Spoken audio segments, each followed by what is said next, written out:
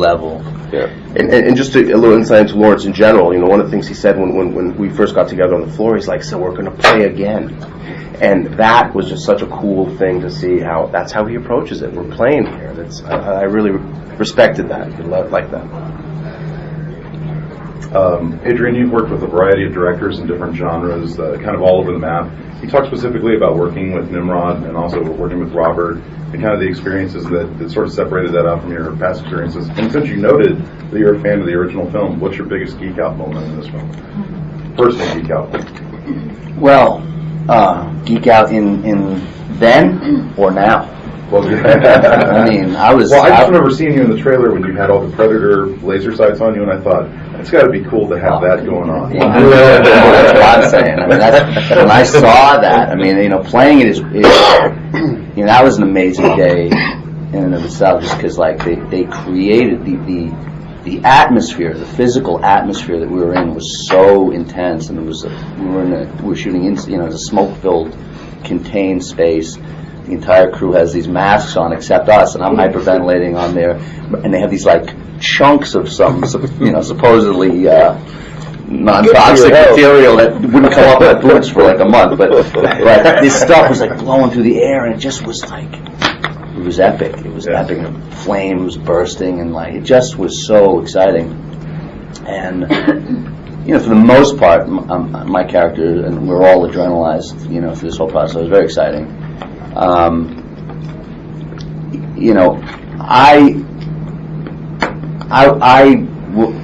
when this movie came, when Predator came out in '88, I was like a freshman in high school. I was with my boys sneaking in the front row and smoking cigarettes, okay, and gawking, and so this is a dream come true for me, because when I was a scrawny little 14-year-old, there's no way that I could have ever envisioned being passed a gauntlet to play a character of this caliber in a film, this visceral action movie. And that being said, you know, I'm greatly appreciative of both Robert and Nimrod, because both of them championed me. And I know I'm not the obvious choice. I get that. I know that I probably wouldn't even have been on the studio's list, let alone down the bottom.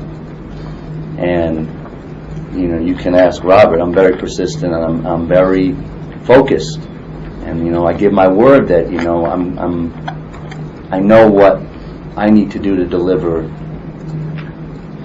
you know, a level of truth and authenticity with a role like this, and also make it fun and exciting. And you know, I mean, I put on 25 pounds for this role. But that wasn't the point. They didn't hire me to be, you know, a bodybuilder. I'm not a bodybuilder, but I felt like in order to be playful with it as well, I should be strapped. But it's not the physical strength that outsmarts an alien with energy-based weapons and higher tracking skills, and you know, a culture of hunting and you know, trophy hunting. You know, so you have to outsmart them, and so I'm really grateful for that opportunity. They've both been incredible collaborators. They've been very receptive to my thoughts and ideas. You know, Robert as a producer, I think, has been a big creative force, and allowing all of this to happen, and in a contained space. So here we are. We shot a studio movie, but it was very much like independent terms, which is a remarkable thing, which actually was very similar to King Kong. You know, Peter had a very similar operation going, which is wonderful, and you know, you're given a lot of creative freedom within that, and also trust from the studio. And Nim's my boy. Nim's really looked out for me in this process, and I appreciate that. And you know,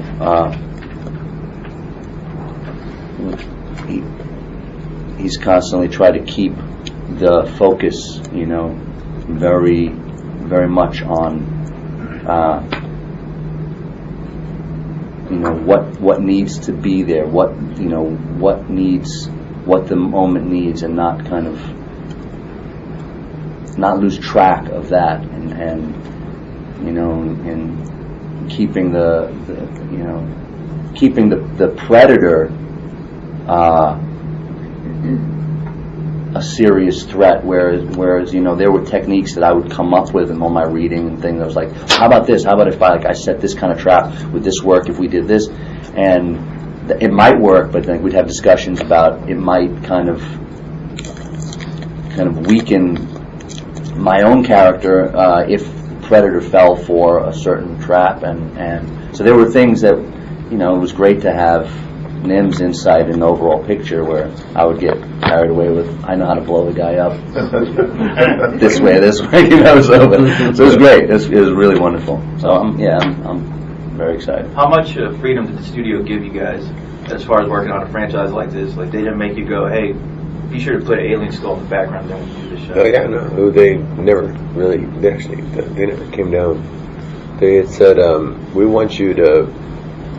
And they're actually great collaborators, so I guess early on they didn't want to scare me away. And they stuck with it. They said, we want you to protect this movie from us. In a way. So we want you to make it down there and do it in your way. We'll give you a budget. You stay within the budget and do anything you want.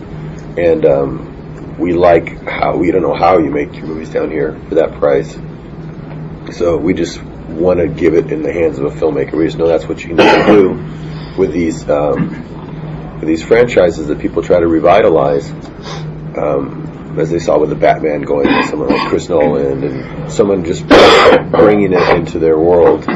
They said that's the only way we can pull this off. So just take it, do your thing, and make it cool, and make it a Troublemaker Studios movie. You don't have to make it a Fox movie. We'll release it, but you don't have to make it a Fox movie. So their only thing was, make it as good as you can.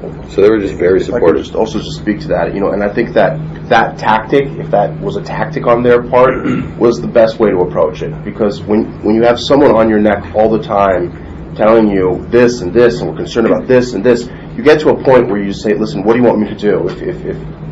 But in this case, I think the fact that they had entrusted us with this project, it just made me at least feel like I just want to work even more.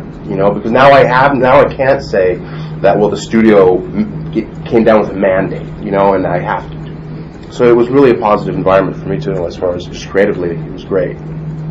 It also dumped all the responsibility on me because I had to do the studio, so that was smart of them too. So it's like, Robert, you have to stay on budget. I'm like, okay. So Nimrod, he's doing great stuff, and it was a tight schedule. And he would come and say, Robert, can I have another day here or this or that? I go, dude, I'd give you, looking at what you're doing, I'd give you another 3 weeks or another 4 weeks. Yeah, we can't do it. But we need it in this time, we need it, this budget. Let's say, all right, we'll do it.